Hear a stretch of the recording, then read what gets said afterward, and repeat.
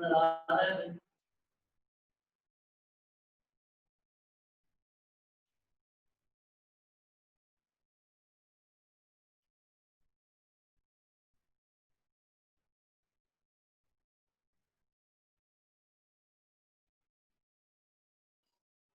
हाँ जी, आज का हमारा टॉपिक क्या है? Cellular respiration.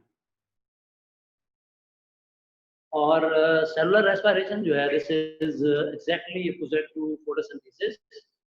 फोटोसिंथेसिस के अपोजिट है, तमाम ऑर्गेनिजम्स के अंदर होता है, चाहे वो फोटोसिंथेटिक हैं या नॉन फोटोसिंथेटिक हैं। सेलुलर रेस्पिरेशन का फ्यूल क्या है? फ्यूल इसका है ग्लूकोज। इसका कार्बन कंपाउंड C6H12। सबसे पहले ये मॉलिक्यूल जो कि 6 कार्बन है, ये जब सेलुलर रेस्पिरेशन में एंटर होता है, उसका पहला स्टेप होता है ग्लाइकोलाइसिस, स्प्लिटिंग ऑफ ग्लूकोज। ये प्रोसेस साइटोसोल के अंदर होता है, साइटोप्लाज्म के अंदर होता है। इस प्रोसेस में ग्लूकोज दो फेजेस में से गुजरता है। पहला फेज प्रिपरेटरी फेज है, जिसमें ग्लूकोज 2 एटीपी बनाता है और 3 कार्बन इंटरमीडिएट ग्लिसरॉल्डिहाइड 3 फॉस्फेट बनाता है, जो हमने क्लास में पढ़ा। अच्छा, उसके बाद दूसरा फेज होता है ऑक्सीडेटिव फेज, जिसमें ग्लिसरॉल्डिहाइड 3 फॉस्फेट की ऑक्सीडेशन होती है और उससे 4 एटीपी और NADH और ग्लूकोज जो है ये कन्वर्ट हो जाता है पाइरुवेट में, और पाइरुवेट के दो मॉलिक्यूल बनते हैं। ये 3 कार्बन कंपाउंड है पाइरुवेट, 2 मॉलिक्यूल इसके बनते हैं। इसका फार्मूला होता है C3H4। अब आप ये देख लें कि ये कंप्लीट ऑक्सीडेशन नहीं है, इसमें सारे कार्बन हाइड्रोजन बॉन्ड अभी तक नहीं हुए, अभी भी कार्बन हाइड्रोजन बॉन्ड मौजूद हैं, जिनको ब्रेक होंगे तो एनर्जी कंप्लीट रिलीज होगी, अदरवाइज नहीं। पाइरुवेट का फेट या पाइरुवेट का बोस्टन वैल्यू डिपेंड करता है ऑक्सीजन की अवेलेबिलिटी।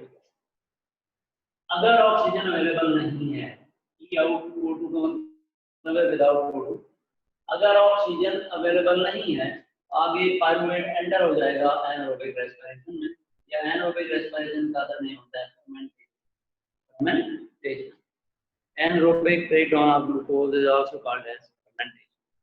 फर्मेंटेशन दो तरह की है, one is called lactic acid fermentation and other one is called alcoholic fermentation. lactic acid fermentation के अंदर पाइरुवेट के दो मॉलिक्यूल C3H4O3 ग्लाइकोलाइसिस में बनने वाले NADH इनको यूटिलाइज करते हैं, इनसे हाइड्रोजन लेके पाइरुवेट बन जाता है लैक्टिक एसिड। अब जरा दोनों के फार्मूला देखें, ये C3H4O3, ये C3H6O3। इसका मतलब ये हुआ कि यहाँ कार्बन हाइड्रोजन बॉन्ड बढ़ गए हैं, कार्बन हाइड्रोजन बॉन्ड मजीद बढ़े हैं, टूटे नहीं है। इसका क्या मतलब है? नए कार्बन हाइड्रोजन बॉन्ड के बनने का मतलब ये है कि ऑक्सीडेशन की बजाय रिडक्शन हुई है, मजीद हाइड्रोजन ऐड हुए हैं, दो हाइड्रोजन C3H4O3 के अंदर ऐड हो गए, C3H6 बना रहे हैं। इसका मतलब है कि जो लैक्टिक एसिड है ये रिड्यूस कंपाउंड है और पाइरुवेट के मुकाबले में ज्यादा एनर्जी रखता है। इसका मतलब ये हुआ यहाँ पे एनर्जी प्रोड्यूस नहीं। अल्कोहलिक फर्मेंटेशन ये यीस्ट में होती है और इस केस में C3H4O3 जो है ना, हाइड्रोजन कंज्यूम करके और ये क्या बनता है? ये बनता है अल्कोहल। ठीक है, अल्कोहल बनता है और साथ में CO2 बनता है। ठीक है, यहाँ पे भी हाइड्रोजन ऐड हुए हैं, पाइरुवेट में से हाइड्रोजन नहीं निकले, बॉन्ड ब्रेक नहीं हुए, नए बॉन्ड बने। इसका मतलब ये हुआ कि यहाँ भी एनर्जी स्टोर हुई है, एनर्जी रिलीज नहीं हुई। इसका टोटल का ये मतलब हुआ कि फर्मेंटेशन के अंदर यहाँ पे कोई एनर्जी रिलीज नहीं। फर्मेंटेशन में टोटल एनर्जी कितनी रिलीज हुई? फर्मेंटेशन में टोटल एनर्जी वही है जो ग्लाइकोलाइसिस के अंदर रिलीज हुई, वो है 4 ATP। क्या है? 4। अब हम 4 में से 2 आप ये वाले माइनस कर देंगे तो यहाँ बच जाएंगे 2 ATP। Net production of ATP during fermentation 2 ATP। Net production कितनी है जनाब? ड्यूरिंग फर्मेंटेशन जस्ट 2 एटीपी हैं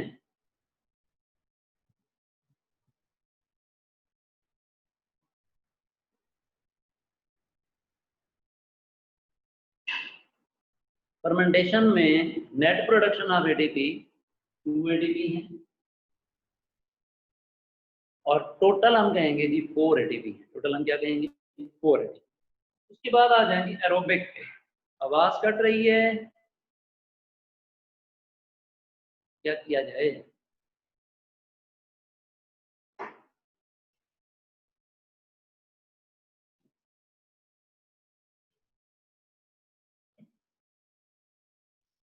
के क्लियर है, क्लियर है, ठीक है, बस क्लियर है, बिल्कुल क्लियर है। नो सर, बिल्कुल क्लियर है, बिल्कुल ठीक है, बिल्कुल स्लो है, बट स्लो है।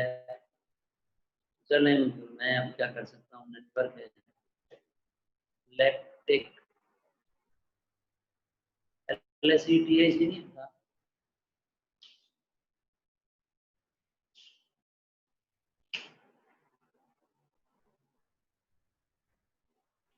ये लैक्टिक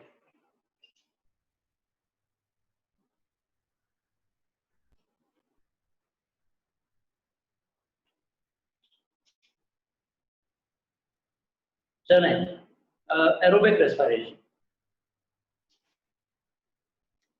अगर ऑक्सीजन अवेलेबल हो, ऑक्सीजन अवेलेबल हो, फिर रेस्पिरेशन होता है एरोबिक। एरोबिक रेस्पिरेशन में ये कार्बन हाइड्रोजन बॉन्ड ब्रेक होते हैं और मुकम्मल एनर्जी तमाम कार्बन हाइड्रोजन बॉन्ड, अच्छा जी, तमाम कार्बन हाइड्रोजन बॉन्ड ब्रेक होते हैं किस प्रोसेस में? Aerobic respiration. एरोबिक रेस्पिरेशन में टोटल 4 स्टेप्स हैं। पहला ग्लाइकोलाइसिस है, दूसरा जनाब पायरुवेट ऑक्सीडेशन है, तीसरा क्रेब्स साइकिल है, चौथा रेस्पिरेटरी चेन है। ग्लाइकोलाइसिस में एरोबिक रेस्पिरेशन में टोटल 4 स्टेप हैं। तमाम हाइड्रोजन बॉन्ड ब्रेक होंगे और कंप्लीट जो एनर्जी है ग्लूकोज की क्या होगी? रिलीज होगी। अब आ जाए जी एरोबिक रेस्पिरेशन पर। उसमें पहला स्टेप ग्लाइकोलाइसिस के बाद है पायरुवेट ऑक्सीडेशन।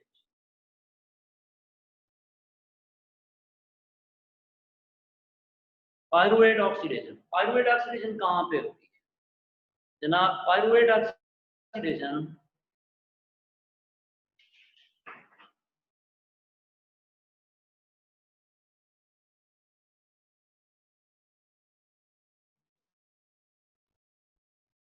पायरुवेट ऑक्सीडेशन जो होती है ये माइटोकॉन्ड्रियल मैट्रिक्स में। ग्लाइकोलाइसिस कहाँ होती है? साइटोसोल में। इसका मतलब ये हुआ कि अब पायरुवेट जो है वो माइटोकॉन्ड्रिया के अंदर एंटर होगा, मैट्रिक्स में जाएगा, जहाँ पे उसकी ऑक्सीडेशन। ये ऑक्सीडेशन 2 स्टेप में हो रही है अगर आप गौर से देखें। C3H4O3 आपका पायरुवेट है, इसमें से एक कार्बन एक साइड निकल जाती है। इस प्रोसेस को हम कहते हैं डी कार्बोक्सिलेशन।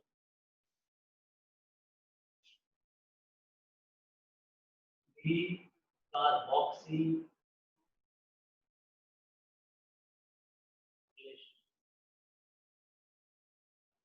पायरुवेट में नहीं, टोटल 3 कार्बन, एक कार्बन निकल गई, पीछे रह जाएंगी 2। पायरुवेट में से हाइड्रोजन निकलते हैं, ये हाइड्रोजन NAD के अंदर ऐड होके NADH या NADH2 बनाते हैं। NADH2 को हम ऐसे भी लिख सकते हैं NADH प्लस हाइड्रोजन आयन। तो मॉलिक्यूल बन जाता है जनाब ये CH3COOH पायरुवेट एसिड। कौन सा मॉलिक्यूल बनता है? Pyruvate acid. यानी कि पायरुवेट से, पायरुवेट एसिड से एसिडिक एसिड बनता है। 2 कार्बन कंपाउंड क्या बनता है? Acidic acid. यार मेरे पास तो ठीक है आवाज, मैं अपने लैपटॉप में भी सुन रहा हूँ, वहाँ ठीक है। थोड़ा सा आपके नेट का भी इशू हो सकता है। सारे कह रहे हैं क्लियर है, ठीक है, बिल्कुल क्लियर है। क्लियर है, ठीक है। हाँ जी, अपनी कोई खिड़की जैन, अपनी कोई खिड़की खोल लें, दरवाजा थोड़ा सा खोल लें, ताकि कोई ऐसी जगह सर्च करें जहाँ पे खेत में निकल जाया करें, जहाँ पे जो है ना वो ज़्यादा सिग्नल आते हैं अच्छे। लोकेट करें कोई ऐसी जगह जहाँ पे सिग्नल अच्छे आते हैं। अच्छा जी, तो ये जनाब बनता है क्या? ये बनता है एसिटिक एसिड।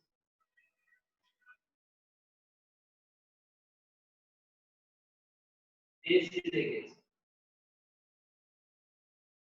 अब एसिटिक एसिड के अंदर एक कोएंजाइम, सल्फाइडल कोएंजाइम एंटर होता है। दिस SH-CoA कहलाता है, सल्फाइडल कोए।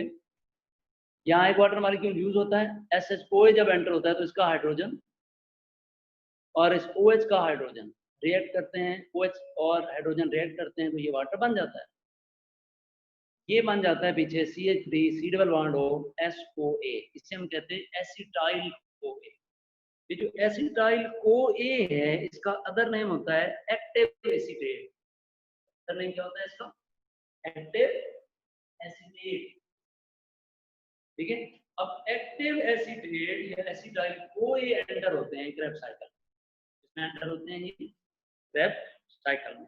जिस तरह आपने केल्विन साइकिल पढ़ा था, इसी तरह क्रेब्स साइकिल के अंदर भी एक प्रिकर्सर मॉलिक्यूल मौजूद है जिसका नाम है एक्सेलोएसीटेट या एक्सेलोएसिटिक एसिड। वो कार्बन कंपाउंड है। ये 2 कार्बन एसिटाइल CoA रिसीव करता है, एक वाटर मॉलिक्यूल कंज्यूम करता है, SH-CoA रिलीज करता है, तो ये जनाब 6 कार्बन सिट्रेट बनता है। 6 कार्बन सिट्रेट। सिट्रेट है 6 कार्बन और ये स्टेबल कंपाउंड है, ये अनस्टेबल नहीं है, इसलिए क्रेब्स साइकिल का दूसरा नाम होता है सिट्रिक एसिड साइकिल। क्या? सिट्रिक एसिड साइकिल, या इसका एक और नेम भी होता है, वो होता है try carboxylic acid cycle, TCA cycle. ठीक है, पायरुवेट ऑक्सीडेशन के बाद TCA साइकिल, या इसको आप क्या बोलेंगे? Krebs cycle. अब मैं लिख रहा हूं क्रेब्स साइकिल।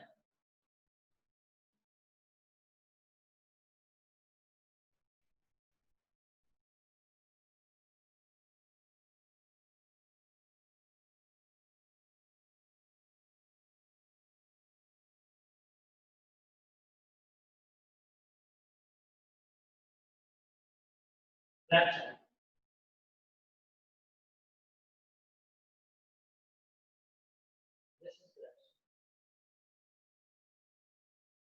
या इसका अदर नेम होता है TCA साइकिल, क्रेब्स साइकिल या TCA।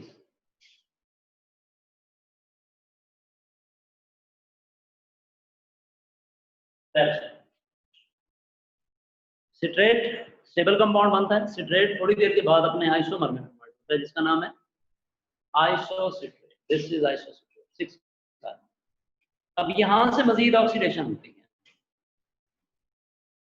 जी, ये भी मैट्रिक्स में हो रहा है, माइटोकॉन्ड्रियल मैट्रिक्स। मजीद ऑक्सीडेशन, एक कार्बन डाइऑक्साइड का मॉलिक्यूल रिमूव होता है, यानी ये पहली कार्बन यहाँ पे रिमूव हो रही है। 2 कार्बन एंटर हो रही है ना क्रेब्स साइकिल के, ग्लूकोज की 2 कार्बन। ठीक है, टोटल 4 कार्बन ग्लूकोज की एंटर होती है 2 क्रेब्स साइकिल। एक क्रेब्स साइकिल में ग्लूकोज की 2 कार्बन एंटर हो रही हैं, एक यहाँ पे निकल गई आइसोसिट्रेट में से। आइसोसिट्रेट एक रिडक्शन करता है, यानी आइसोसिट्रेट ऑक्सीडाइज होकर बनता है अल्फा कीटोग्लूटारेट, NADH बनता है। NADH एनर्जी रिच कंपाउंड होता है। एक NADH 3 ADP के बराबर है, एक NADH 3 ADP के बराबर है। अल्फा कीटोग्लूटारेट जो 5 कार्बन कंपाउंड है, ये भी एक डीकार्बोक्सिलेशन करता है। ग्लूकोज की दूसरी कार्बन यहाँ से निकल गई और एक ऑक्सीडेशन भी होती है अल्फा कीटोग्लूटारेट की, जैसे एक और NADH बना और बनने वाला कंपाउंड कहलाता है सक्सिनाइल CoA। Succinyl CoA। अब सक्सिनाइल CoA जो है अगले स्टेप के अंदर अपना OA रिलीज कर देता है। OA रिलीज कर देता है और ये 4 कार्बन कंपाउंड के अंदर कन्वर्ट होता है,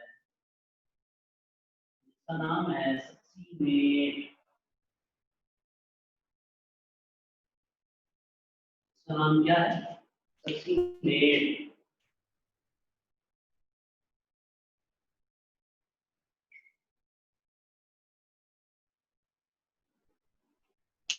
सक्सीनेट। इस प्रोसेस में एक एटीपी बनता है, वो देखिएगा कैसे बनता है। एक जीटीपी का मॉलिक्यूल, वेनोसिन ट्राइफॉस्फेट का मॉलिक्यूल जीडीपी और इनऑर्गेनिक फॉस्फेट बनाता है। इस इनऑर्गेनिक फॉस्फेट को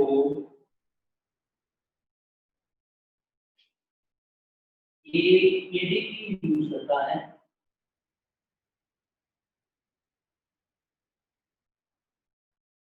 और वो बनता है एटीपी। एटीपी बनाने के लिए जीडीपी इनऑर्गेनिक फॉस्फेट देता है। अगले क्रेब साइकिल से पहले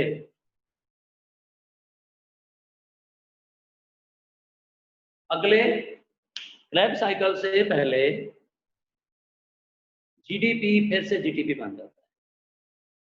ठीक है, यहाँ पे एटीपी बनाने के लिए इनऑर्गेनिक फॉस्फेट गुआनोसिन ट्राइफॉस्फेट देता है, जीटीपी। COA से वो कार्बन कंपाउंड सक्सीनेट बनता है।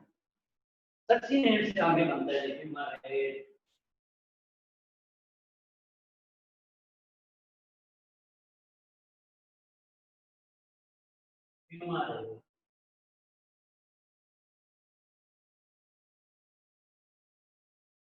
फ्यूमारेट और कार्बन कंपाउंड,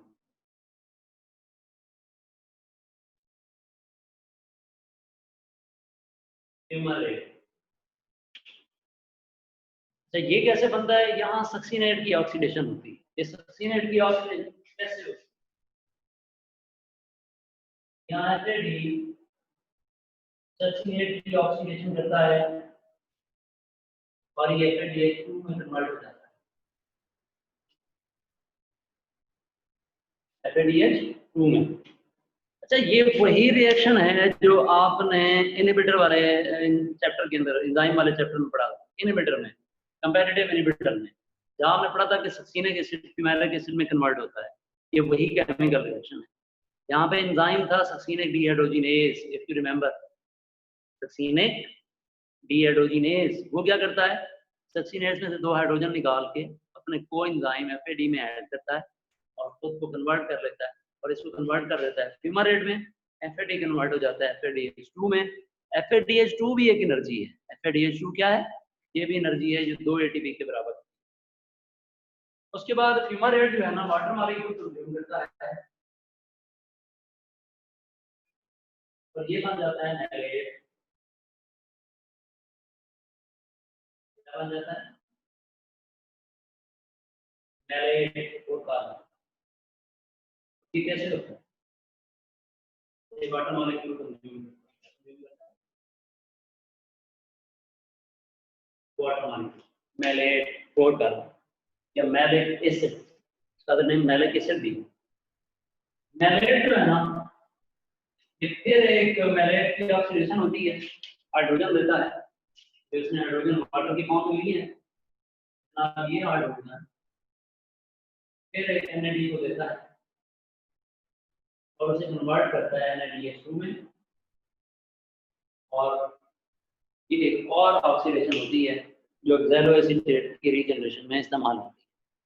अब आप इस प्रोसेस में देखें कि ग्लूकोज की जो कार्बन है वो तो यहाँ पे खत्म हो गई, अल्फा कीटोग्लूटारेट के बाद सक्सीनाइल CoA तक खत्म हो गई। आगे जो प्रोसेस चल रहा है वो सारा रीजनरेशन चल रही है एक्सेलोएसिटेट की, और उस प्रोसेस के अंदर भी सफिशिएंट एनर्जी एक FADH2 की फॉर्म में और एक NADH की फॉर्म में जो है ना वो रिलीज होती है, और इस तरह ये प्रोसेस क्या होता है। क्रैब साइकिल में कितने ATP बन रहे हैं? क्रैब साइकिल में एक ATP जस्ट बन रहा है, 1 ATP। एक ग्लूकोज से 2 पायरुवेट बनते हैं, 2 पायरुवेट की 2 बार ऑक्सीडेशन होगी, 2 एसिटाइल CoA बनेंगे, 2 एसिटाइल CoA से 2 क्रैब साइकिल रन होंगे। तो मतलब ये हुआ, एक ग्लूकोज जिस तरह बनते वक्त 2 केल्विन साइकिल से बना था, इसी तरह टूटते वक्त उससे 2 क्रैब साइकिल। ठीक है, आपने इसकी आउटपुट्स को, प्रोडक्ट्स को 2 से मल्टीप्लाई कर देना। लिख दें क्या मतलब, खुद लिखें।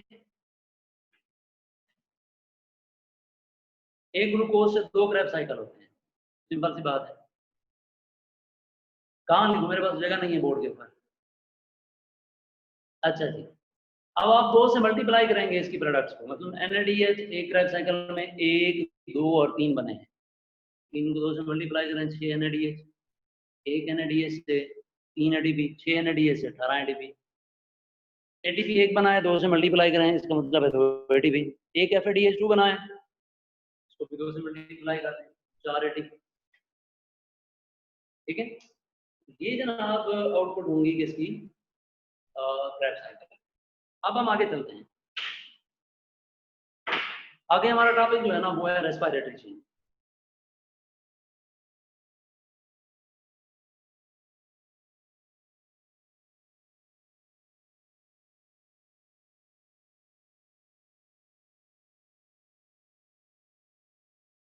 रेस्पिरेटरी चेन, इसकी मैं पिक्चर बना दूंगा।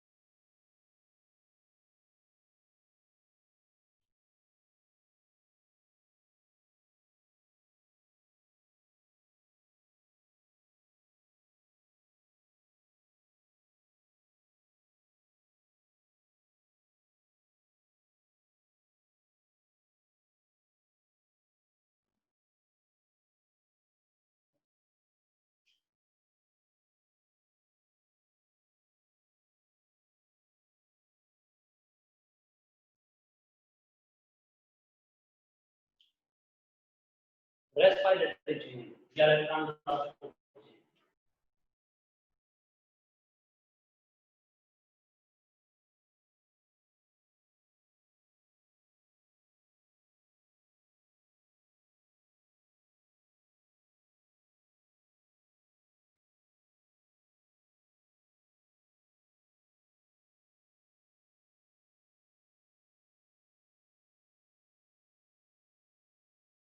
Respiratory chain.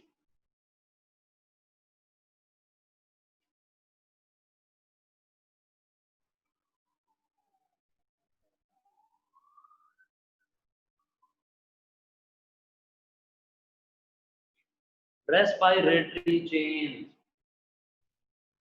गैस का नाम है इलेक्ट्रॉन ट्रांसपोर्ट चेन।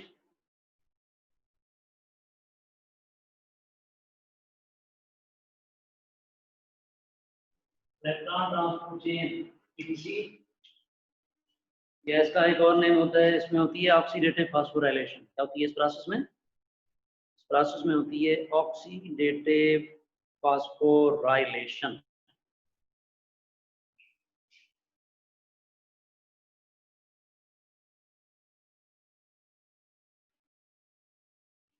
ओके, अब इसके ये कहाँ होती है? ये जनाब होती है इनर माइटोकॉन्ड्रियल मेम्ब्रेन। कहाँ पे होती है?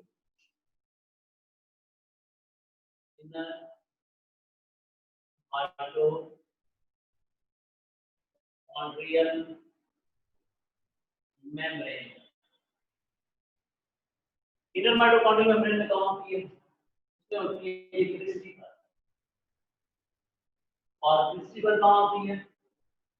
क्रिस्टल ही होती है F1 particle. More specifically F1 particles, okay, ये होती है आपकी आउटर मेम्ब्रेन जो स्मूथ है, और ये माइटोकॉन्ड्रिया की इंटर मेम्ब्रेन जो फोल्डेड है, इंटर लाइक प्रोजेक्शन बनाती है। ये होते हैं airborne particles, oxysome. Airborne particles, ये अदर नेम होता है इनका ऑक्सीसोम्स, यहाँ पर होती है कंपोनेंट।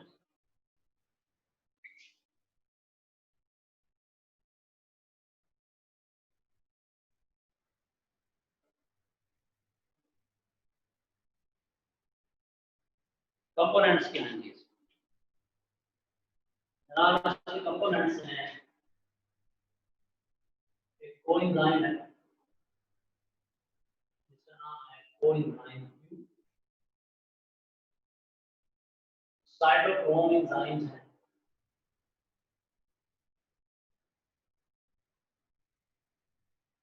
साइटोक्रोम बी, सी, ए, ए3,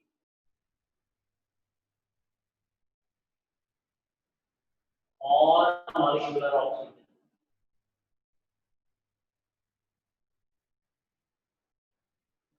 क्या काम है यहाँ मॉलिक्यूलर ऑक्सीजन का? ना, मॉलिक्यूलर ऑक्सीजन जो है फाइनल इलेक्ट्रॉन,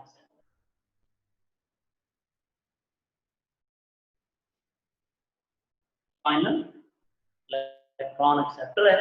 और मैकेनिज्म यहाँ पे ऑक्सीडेटिव फॉस्फोरिलेशन है, यहाँ केमियोस्मोसिस। हाँ जी होगा, लेकिन पहले आप सुने इधर तवज्जो से।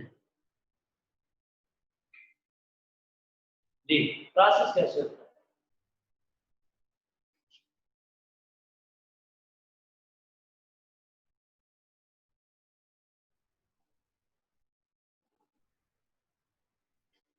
क्रेब्स साइकिल में, पायरुवेट ऑक्सीडेशन में, और ग्लाइकोलाइसिस में प्रोड्यूस होने वाले NADH और FADH इसमें आप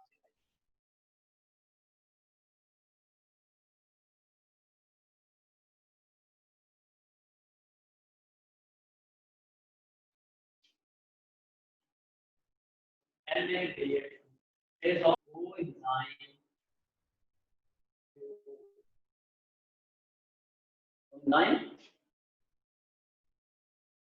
Q।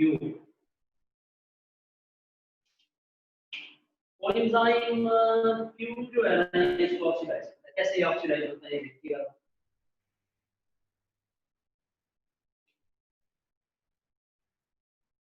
ऑक्सीडाइज इस तरह से होता है, ये बनाता है NADH प्लस आन, दो इलेक्ट्रॉन यहाँ से रिमूव होते हैं, दो इलेक्ट्रॉन हायर एनर्जी स्टेट से लोअर में आ रहे हैं, ये एनर्जी रिलीज करते हैं। ये एनर्जी जो इलेक्ट्रॉन रिलीज करते हैं, एक एंजाइम जिसका नाम एटीपी सिंथेज है वहां पे भी होता है, वो इस एनर्जी से एटीपी बनाता है, बनाता है एटीपी।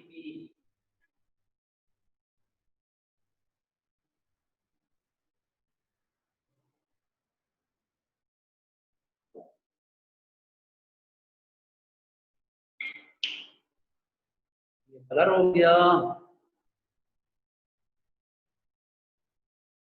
चलो वेट कर लें थोड़ा सा ठीक हो जाए फिर आगे।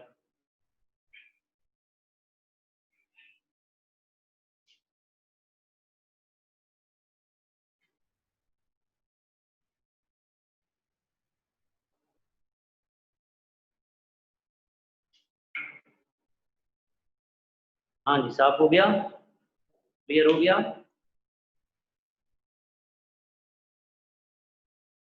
मेरे पास हो गया।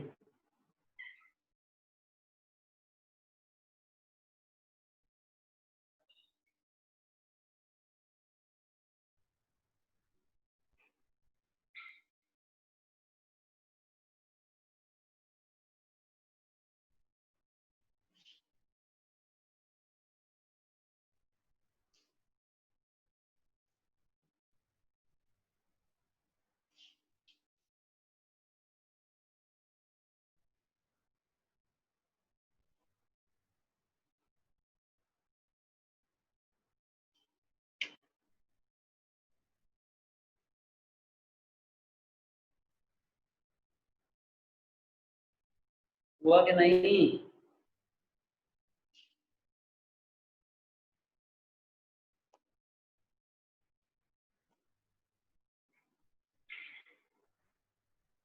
थोड़ा सा रह गया, चलो मैं तो लिख लेता हूँ, अगर हो गया तो इंशाल्लाह फिर वो ठीक है। कोएंजाइम क्यू इसको ऑक्सीडाइज करता है, NADH2 से जो इलेक्ट्रॉन लेता है, ये इलेक्ट्रॉन हाई एनर्जी स्टेट से लोअर में जाते हैं, ये एनर्जी रिलीज करते हैं। ये एनर्जी ADP को ATP में कन्वर्ट करने के लिए इस्तेमाल होती है। यहाँ पे एक एंजाइम मौजूद होता है जिसका नाम होता है ATP सिंथेज, वो ये काम करता है, वो इलेक्ट्रॉन की एनर्जी को केमिकल एनर्जी के फॉर्म में स्टोर करता है। कोएंजाइम क्यू से ये दो इलेक्ट्रॉन एक और साइटोक्रोम एंजाइम में जाते हैं जिसका नाम है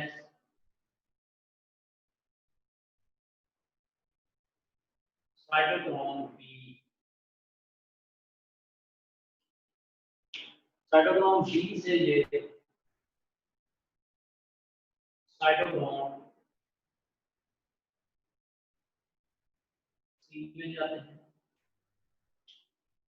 यहाँ पर भी ये दो इलेक्ट्रॉन जो है ना, ये एनर्जी जो रिलीज होती है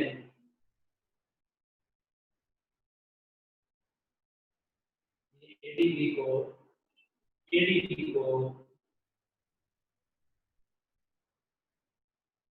एटीपी में कन्वर्ट करती है, यानी बी और सी के दरमियान में भी एक एटीपी सिंथेज मौजूद है। साइटोक्रोम सी से इलेक्ट्रॉन जाते हैं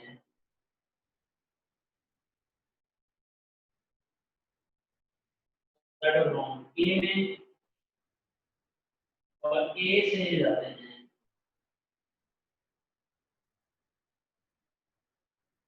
साइटोक्रोम A3।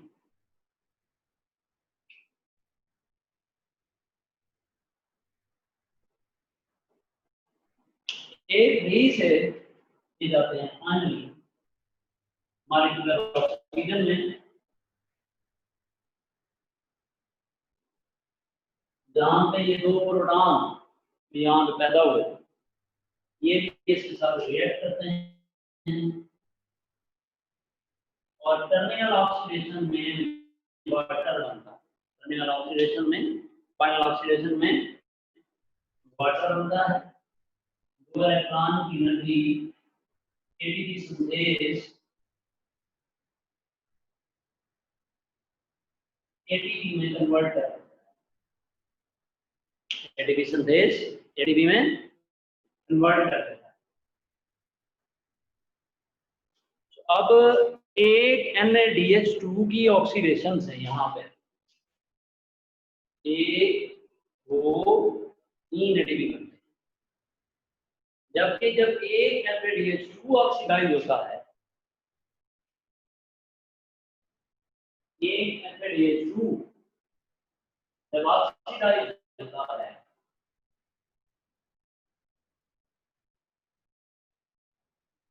उस वक्त जैसे एक एफएडी तो प्रोटॉन प्रोड्यूस होते हैं और दो इलेक्ट्रॉन भी यहां से रिलीज होते हैं। FADH2 as compare to NADH2 कम एनर्जी रखता है, उसकी ऑक्सीडेशन थोड़ी लोअर लेवल पे होती है, इसलिए उसकी ऑक्सीडेशन से एक, दो, टोटल दो एटीपी बनते हैं।